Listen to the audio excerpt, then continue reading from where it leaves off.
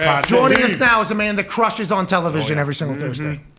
He doesn't do social media. I think maybe he does now, but the last time we talked to him, I don't do that, he said. I don't need it. I don't want it. He said something about his kids. Tell him about some stuff on there. All he does is go on television and fucking slaughter it. Can't wait to watch and hear what he has to say tonight as the Pittsburgh Steelers travel to Minnesota to play against the Vikings. Vikings favored by 3. Ladies and gentlemen, absolute stud wide receiver, icon of the game, Steve Smith Sr. Yeah! What's up, man? How you doing? Hey, I'm really good, man. How are you?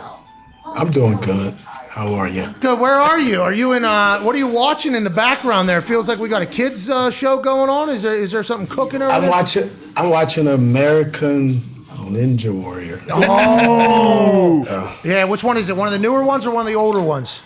I don't know. It's on so much. Who knows? I'm always watching some. I'm watching some washed up athlete think he can do something and they don't do it. And I always love like when they show the drama leading up to them, and then they fall out like 10 obstacle courses in. Yeah. It's like the second one is like the simplest one. They just fall. How those slanted boards at the beginning, those get some people, and those are If you don't have a good gene pool, you can see that on those boards. Like it becomes real evident. Are you still in great shape right now? You think you could bode well in that or any other physical activity events? You stick at it? I mean, I'll stick with things. I'm not one of those guys that are just trying to relive his life and say, hey, I'm going to go play. I'm going to go box. I'm going to go do this. Man, I enjoy staying in shape, but I'm not trying to relive my glory days. I really didn't enjoy my glory days when I had it. Wish I should have. So now I'm kind of like, I'm just enjoying hanging out, chilling. Okay, so you'll work out, you won't train. I respect that a lot. That's kind of what I think. No. The rest of us. I don't want to train. Here's the thing. Training Steve, he's kind of an a-hole. I don't, you know, AJ knows, man. Me and him had some battles where it's like sometimes – it's funny is now that I'm an analyst, I can see guys, and when I sit down interviews, I can see guys, they're kind of like timid, like, is he going to be the butthole when we played against him, or is he going to be like, and now I'm just kind of like, some of the things I do regret, like I was pretty mean to some linebackers and some guys that would hit me that, well, now that I see him, I kind of go like, dang, I was a dick. AJ, did you think that? Did you think Steve was a dick? Oh, I know I was. I loved it because I loved. I remember when I was in Cincinnati, we played you guys, and it was fun to watch. Like, first off, you couldn't be tackled. That's the scary thing. I'm like, all right, we better have 7 dudes trying to tackle him because he's going to fight us to the death. And I think one time I was going out of bounds and almost going to like push you to get you out of bounds, and you almost stopped and looked at me like that was about a half a step from being super late and about to try to kill me. I was like, this is awesome. That's the Steve Smith I know. Did you feel like you had to be, Steve? Is that something like a mentality you felt like you had to have? And when you lost it, did you lose it? And is that why you retired? No, I mean, I'm 38 years old, bro. Like, you're 38 or 2 years from 40. That's not losing it. That's just No, I'm talking about that. Time. I'm talking about that. The competitive stamina. You still can flip into that switch if you had to, or did you? I don't. That switch need. That guy still needs to, bro. You know how much counseling I got to do to keep that guy down. I don't mean to laugh, but I'm proud. Hey, we're proud of you. Oh yeah. Listen. You laughing at me doesn't mean anything to me. I'm just admitting it because training Steve to go play football. That Steve is somebody who really, really wants to win at all costs, who's going to, great example. My 24-year-old son, he used to be ball boy with the Carolina Panthers when he was like 15, 16. And he was there for, the last couple of times in my career. And then my 16-year-old, who's 16 now, he was a ball boy when I was in Baltimore. And here's the cool part. So my son would go through my routine before the game, throwing the ball. And he said, but then when I came out of that tunnel, he said, I wouldn't even talk to him. He said, I was no longer his dad. I would not talk to him. And so we, my 2 oldest are out of the house and they come over on Sundays and we chill and have dinner and play cards. And the stories they tell, I used to, just kind of like, oh man. Now I laugh because I was like, bro, you needed to relax. Well, being able to flip that switch, though, is a talent that not a lot of people have. And I think we learn about that as we see these documentaries. Like we're watching these documentaries. Michael Jordan had this ability to flip a switch and become this absolute savage. And now we're watching Tom Brady. I got a chance to play with Peyton. There's this ability to kind of flip a switch and become a completely transformed human to be fully focused on your task. I think it's an incredible thing as opposed to a bad thing, although it probably got you into some awkward situations now with your kids, I'm hearing too. Well, the problem is when you flip that switch, what damage do you do while the switch is on? Okay. Right. And there were times where, like, my teammates or a guy missed the hole or a running back didn't hit the hole, and I tell the running back coach, get him out. Give me somebody who's gonna hit this hole, because I was the X, so I would have to go down and do force. Well, AJ was right there, and he would adjust because he would read us. He would adjust, so that means that force, that safety would come down and be that dime linebacker. So they would have to readjust, and so that'd be my guy, right? I'm not going in there blocking the safety for a dude tiptoeing through the hole. Like, come on now. Like, I expect a lineman to block on a pass play, just like the running back expects a wide receiver to block on a run play. So if I got to go block AJ, well, damn it, I can't. I'm going to give him my best shot, but it's only going to be so long, So, just having that. So, and so sometimes I would say stuff to guys, and now that I look at them, now that they're older, I kind of go like, dang, that was pretty mean. Let's see. There's a linebacker that the Buffalo Bills took over a good friend of mine, John Beeson. Remember, it was John Beeson, and I forgot the linebacker. Well, he ends up being with Jacksonville when I was with Baltimore. And I held that grudge, and so he hit me, and I looked at him, and I just said something super inappropriate. And I could just see his heart being crushed. Like, I said, so I don't even want to repeat what I said, but I was just like. Well, yeah, you buried kickers, too, at one point. You remember doing that? You were a terrible person towards all kickers and everything like that. What's that all about? Well, I was a returner, and yeah. I was a returner, and let's be honest. Other than Justin Tucker, most kickers, they really don't have a place in this game. You're an asshole. Let's flip that switch, huh? Let's keep the asshole down. I'm just saying sometimes Look, even I talked to Justin about it. We talk and we used to laugh. He was like, oh, I'm the most accurate. I said, Justin, do you understand if a guy like me doesn't set that catch up, you don't have a job. Everybody understands that. Everybody understands that. I know you kicked a 64-yarder. But somebody had to get you 40 yards prior to the 64, right? Yeah, so, but when he hit that 64-yarder, I sent him a text and said, bro, you're the best. I hate to admit it. And for him to get that from me after the game, he knows I went out of my way, because now I go out of my way to make sure people understand, one, that I respect them. I respect their game, but also, too, like, I'm also not going to say everybody's great. Not everybody's great on the football field. You talking about Taylor Heineke. I like him, but I'm a little suspect of him. Would you like to know why? Well, yeah. I mean, it's not bad, but you both will admit this, and you know this. A backup quarterback at some point will show you why they're backup. Big moment, maybe even. And it's like Geno Smith did when he stepped in for Russell Wilson in that game. Everybody's like, oh, man, Geno's ready. Geno did some stuff at the end that you go, that's why he's a backup. I'm not putting him down. I'm just saying backup quarterbacks, there is something inside of them, and there's a reason why they're a backup. And at some point throughout the game, at a big moment, they will show you in their body of work, he's a backup. Not all you're saying, but most. Go ahead, AJ. Right? Yeah. Yes, most. Yeah, most. Go ahead, AJ. Now, how about that? Like, now that you're on TV and you're very honest and authentic, and it's awesome to watch. Like, do you ever think about, I wonder if this guy sees this? Is he going to be all right with it?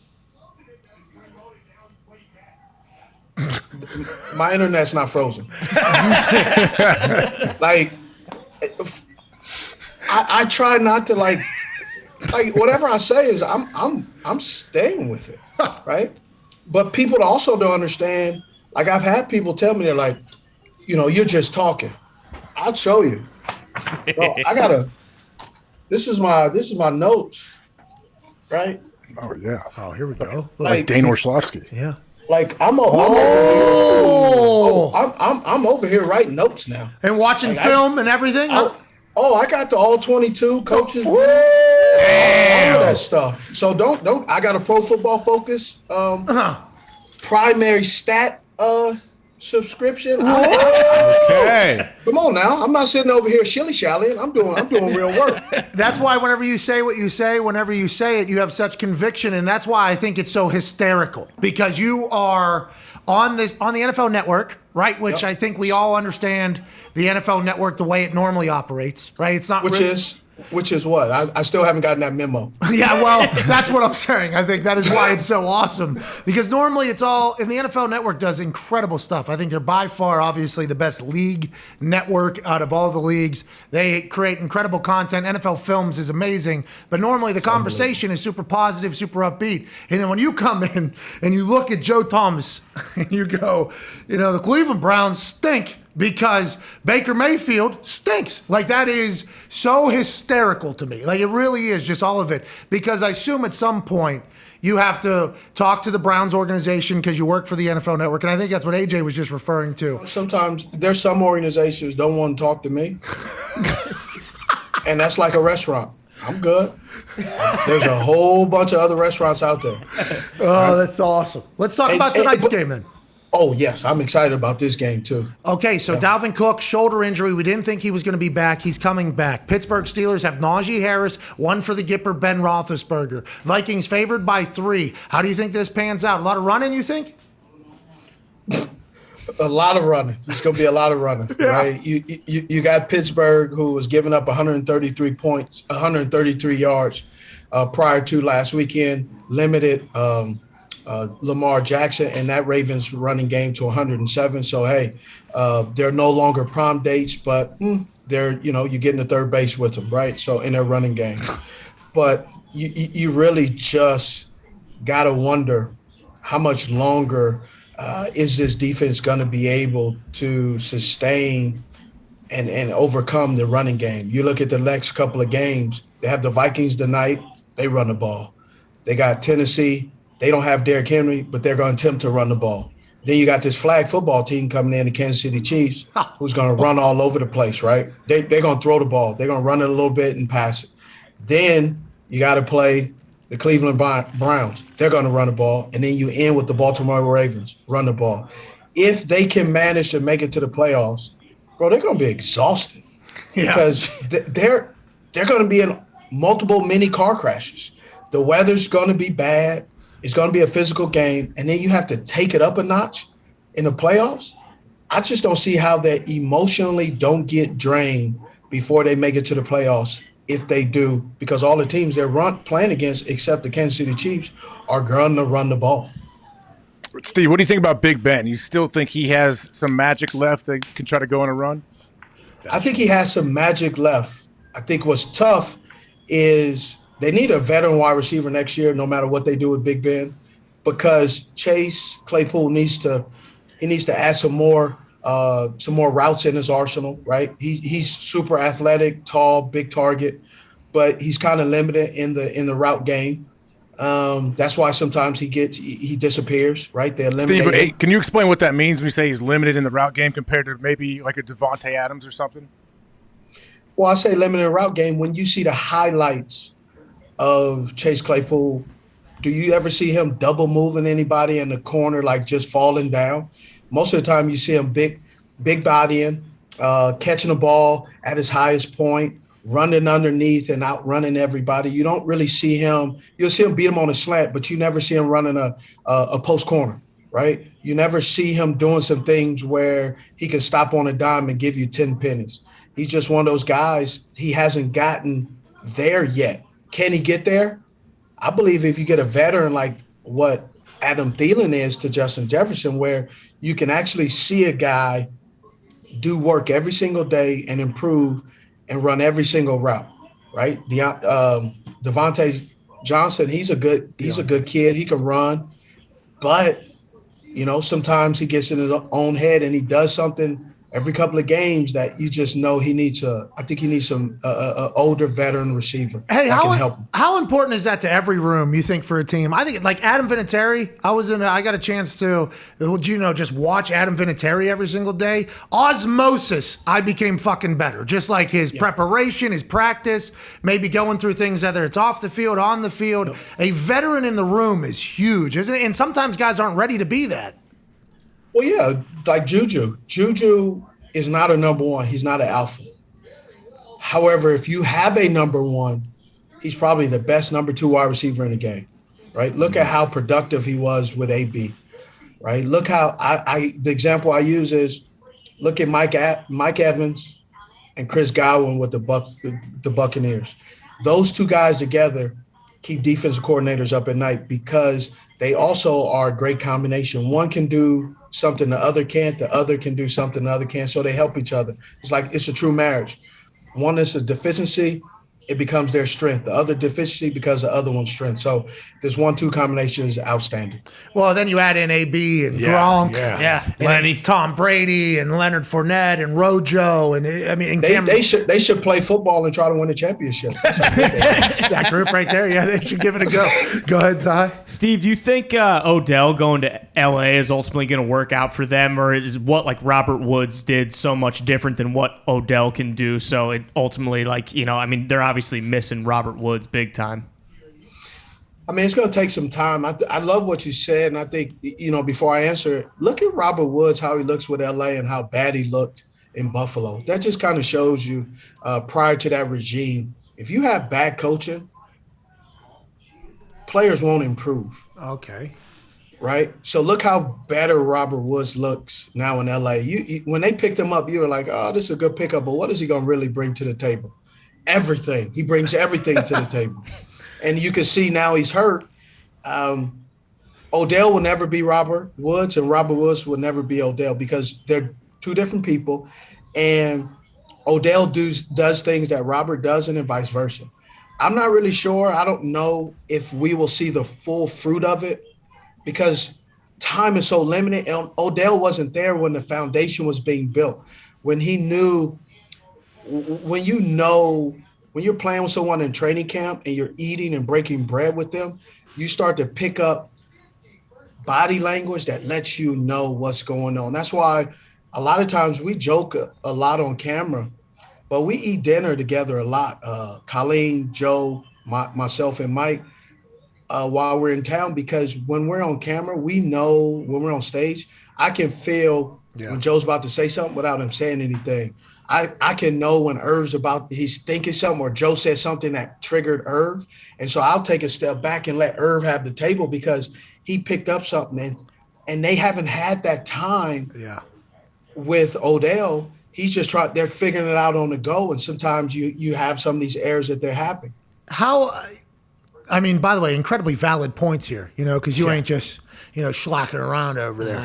You're putting into work. You're really breaking down why things go good and why they don't. And also from your own personal experiences, how hard is it to build up that relationship with a quarterback? Aside from breaking bread, I got a chance to watch, obviously, Peyton in practice with Reggie and others that it was just reps. They would have so many reps. It felt like they couldn't get enough reps. Muscle memory for both of them. He was throwing before anybody was turning around. Perfect timing, everything like that. Then Andrew Luck and T.Y. Hilton, for whatever reason, they had this connection. It was fucking awesome to watch. And everybody thought Carson was going to potentially be the second coming there of that relationship. Hopefully they get to that. But what does it take, you think, for that? What is the easy, all right? Carson Wentz is good. Don't you want to get his opinion? No, not on Carson. I don't. But I do what I actually like Carson. Okay, good. I like Carson and I like Frank. The problem that I have is you're paying someone a lot of money and you have to limit him on his opportunities to throw the ball. That's why I have a problem with that as a receiver. Is you're telling me I can't catch, so you're going to pay me. Receivers don't get paid if they can't catch. So why do quarterbacks get money if you got to limit them to throw the ball. Okay, all right. There's a lot of questions that go in there. It's a great point. I'm just asking. Hey, we'll take that into consideration going forward. But what does it take, do you think, to build that wide receiver quarterback chemistry the most? Is it learning about each other and hanging out? I mean, yeah, but it's really just it's in practice, right? You could dislike somebody at times. You know, you could dislike the behavior, but don't devalue the person. Oh, hey, write that one down. You wrote that one down? No, you need to write it down. Yeah, you're right. Yeah, you're right. Can you do that one more time? I'm so sorry. I just thought maybe book, you should put that thing in there. That was a great line right there. That was it. Go ahead. Yeah. You don't have to, what was it? Dislike someone, devalue. You don't have to dislike someone's behavior. You don't have to like someone's behavior, dislike someone's behavior, and devalue them. See, that's what we're trying to do. We're trying to make sure that one's written down because that's an incredible piece because that is actually a whole world conversation actually. Oh, I know. At this particular time. Yeah, I mean, you're preaching right now. That is an incredible line. I'm excited to see Odell and Matthew Stafford, though. Maybe they can get that thing going. Sean McVay seems to be a good guy. Can we, my man over there, we not going to address this Rose Bowl thing? You going to act like it's not going to happen? What happened? I did not know the information. What took place? Hey, the Rose Bowl. Who's playing in the Rose Bowl? What's up? Why don't you let him know? Who is it? I don't know. Who's playing? I don't either. See, LA's not playing there in the Rose Bowl anymore. They got their own stadium. I think Ohio State might be playing. Ohio The State. old Bucks. Is Ohio State playing Utah? Ohio State playing Utah? What do you think? Go Utes. What I think is I just loaded my gun. That's Whoa. What does that mean? You think it's on? You think it's on wherever they're over in Utah? I mean, this ain't. Oh, yeah, I saw it. By Saw it early. Oh no. I'll see if you were scared. Some Look tough scared. physical players out there. Uh-oh. Are you scared, AJ? What's wrong, Hawk? You scared, AJ? Get